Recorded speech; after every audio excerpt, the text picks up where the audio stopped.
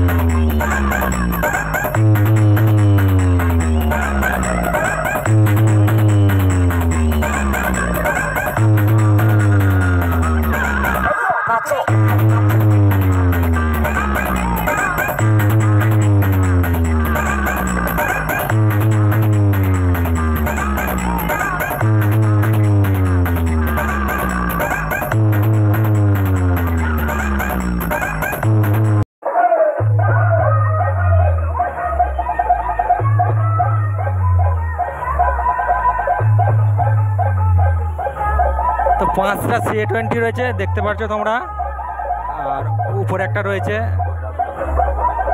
Equaliser রয়েছে, মাঝে একটা রয়েছে হাজারের, আর এদিকে একটা অ্যাম্পলিফায়ার, একটা ডিভিডি রয়েছে, আর এদিকে 2500 রয়েছে, আর এখানে 800 একটা রয়েছে। কতটা পেছনে বাচ্চা দেখো।